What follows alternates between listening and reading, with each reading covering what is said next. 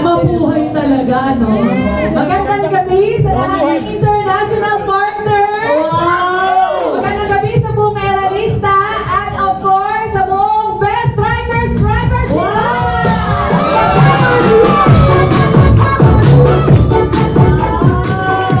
Galing!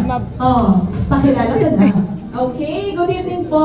My name is Cara Ilagan po. Of course, gaya po ng sinabi ni GM, I'm an international flight attendant for 17 years. Wow! Airlines, first job ko po siya.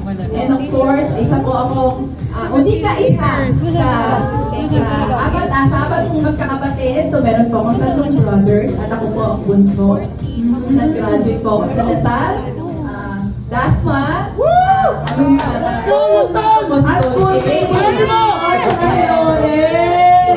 Lawrence as well. Animo, Lasal, di ba? And of course, I'm a mother of beautiful 2 kids with family of 4. And of course, before GC, I used to dance din po. Sumasayaw ako as cultural performer. Hindi ba kita nakikita sa mga sayo? Yes, po. Sabi na kanina sa ako. Magbabalance na po ako ng baso. Grabe talaga. Yes. So, folk dancer po ako, performing artist. For GC, sumasayaw po tayo sa stage. Gia Lawrence, sa performing artist ko po yun. Kapag kasama tayo sumasayaw sa Lasal. Sa ibang ano po siya, grupo siya. Kasi performing artist po. Yung singing nightingale natin na taga ibang bansa. Si Ate Ting po. Si Musting. Kasama po niya na performer.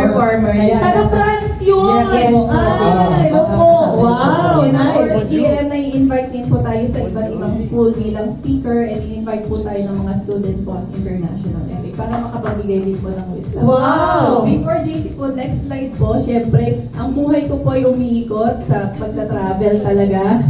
Kumbaga, sumasayaw, and lahat po ng pwedeng pagkakitaan, pinapasok po natin. Kasi bilang performer po, meron din po tayong talent fee dyan, GM. And of course, pag nai-invite tayo, aside from giving wisdom to all those students, meron din po tayong nakukuha dyan, GM, na talent fee. Talagang lahat ng pwedeng pagkakitaan, talagang ina-achieve po natin. So, dito po umiikot yung mundo ko sa travel bilang FA and performer and as a speaker also. So, next slide po. Siyempre, dumating ang pandemic. Yan. Actually, kakapanganak ko lang noon. Oh! Yes, so, January 2020. So, yan.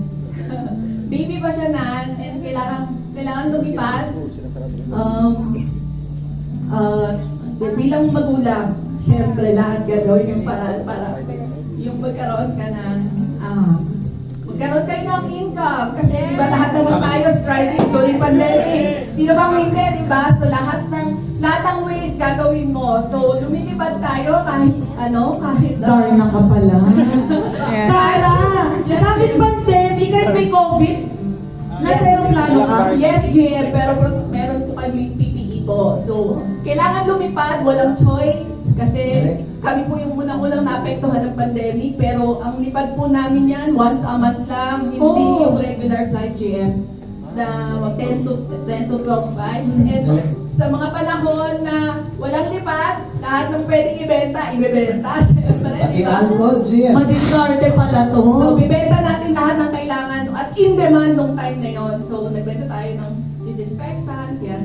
Lahat po yan ginawa po natin, GM. So, Grabe. next slide po. Until sabi nga po nila, kahit gaano kaganda yung trabaho mo, di ba? Nawalan tayo ng work, tayong unang-unang pinaka naapektuhan. Makaka-relate yung mga flight attendants natin dyan. Nakita po natin ang JC. So, nung nakita po natin ng JC, inintroduce po ito sa akin ni Coach Bench. And nung time na yon, very skeptic ako talaga. Sabi ko, ay, ano ba itong negosyo? Nakita ako parang, sabi ko, ayoko nito, hindi ko to gusto. Pero, after ilang days lang, sabi ko sa sarili ko, ang tagal ko hindi naghahanap ng iba, kumbaga, ng ibang makakatulong sa akin. Inantay ko pa na mawalan ng work or mawalan ng trabaho. So sabi ko sa sarili ko, idagdag na natin to, di ba? Mag-decide na tayo kahit hindi natin alam, GM. Ang galing naman. So- So pumasok ka dito, wala ka talagang alam. Wala alam GM at walang pera. At walang pera? Ano So- ginawa mong paraan? Nag-activate pa tayo ng credit card GM para makapasok tayo. Nag-activate ng credit card, meaning wala kang balak mag-credit card kung hindi dahil sa JC. Yes, GM. Oo, pinampuhunan mo. Sabi ko sa sarili ko, kung hindi ko to gagawin, kailan pa?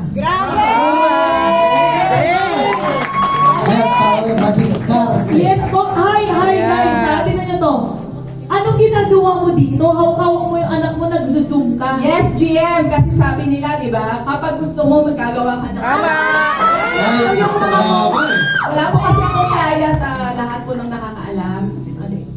Full-time mom po ako, GM. I have 2 kids, aside from my baby. So, habang di ba, kailangan nating matuto eh. Kailangan nating umattend ng trainings. Pero paano mo gagawin yun bilang nanay pag sasabayin mo?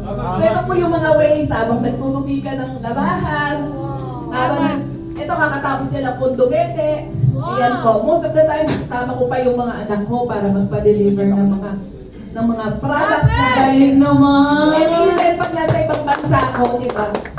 Ang gagawin mo kapag may training at hindi ka pa available ka ba, talagang a-attend ka pa bago ka pa lumipad. So yun naman talaga.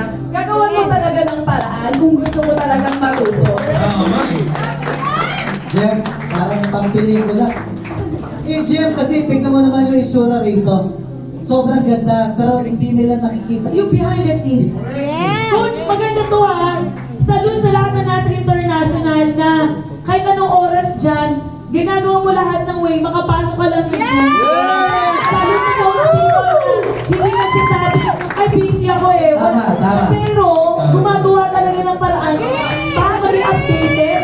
Yes, Jen, kasi kaya naman talaga, di ba? Galing. Kung kaya naman na maka-attend, pumasok ka na at umattend ka na. Huwag ka na magpahinga. Jeff, maidagdag ko lang kasi kasama kong na-experience si Ma'am Cara. For most of the time, magugulat ako. Tatawag siya, nasa Zoom siya, tapos sasabihin niya, Coach, nandito po ako sa Japan. Gantong country, Oo, tapos magugulat ako the next, Coach, nandito po ako sa Galing. Canada. Na, alam mo yun, yung effort talaga na makikita mo na hindi mo kailangan magdahilan mga twiran, pero talagang nagkukusay pa siya na makinig at magsabi at uma-attend. Galing. Bilang part-time GM, yan po mga ginagawa Kara, natin sa day off. meron kang picture eh, yung nasa locker room Yes. ka. Meron ba dito? Yes po, next slide Sige po. nga, pakita ako. Yes, slide po. Yan. Ito. Kapag wala po ako sa aeroplano at nasa lupa ako, ito yung mga ginagawa ko. Ang galing! So yan po, lahat ng produkto, pwede natin ipadala sa ibang bansa, sa lahat ng mga partners natin, kung gaano po talaga tayo tumutulong sa kanila. Ito po yun. Wala pa ng dropshipping eh, na ano. Nagpadala po tayo sa Taiwan. Ito po, kalahati ng maleta ko. Nilagay ko lahat ng produkto para magbitbit ko lang po sa partner natin sa Canada. Libre lang po yun, wala na pong bayad. So, yun po yung pwede mo pong i-serve sa mga tao na nagtitiwala sa iyo at gusto mo pong tulungan. So, I remember! Yes, Kaya sobrang nagpapasalamat sa iyo yung mga partners natin sa ibang bansa. May dala-dala ka pala laging produkto. yes, GM, lagi po tayo nag-volunteer. Carla's Shipping, GM. Ang galing naman! Panalo! Sige, Galing. guys. And yung next slide po natin, yan po, pag nasa ere naman, syempre, Yun. i-maximize na natin, di ba? I-maximize ang produkto natin. Ang tip ko dito, kung sino, nasan po kayo, kahit saan kayo nakaupo kayo sa Starbucks, at nagtitimpla po ako lalo ng barley. Kapag nakita na po nila nagtitimpla, doon na po sila magtatanong at doon na po papasok Ang galing! Eh, kapag alam mo yung produkto mo, madali mo sa kanila may pumaliwanag kahit walang slide. Kasi ikaw mismo na-experience mo yung ganda ng produkto. Wow! So, GM yan. Uy, nag-bless ba kayo? So, hindi na nahihingi. Ano, apple juice? Orange juice? Barley. Iba pag ano? Diba?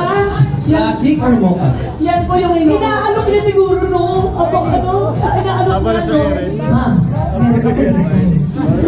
Wala ka ganyan. Special.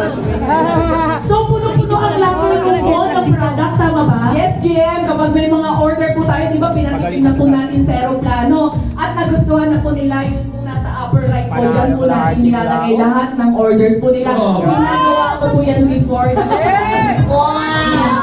Kasi po hindi ko pa ito mabibigay in person dahil nasa iba't ibang Nilalagyan mo na yung locker room nila ng mga Opo, kasi na po yung mga mag-o-order. Ang galing. So bago po tayo. Sabi sa'yo, GMA, Parang-paraan. Shipping yan. Hi! Hello!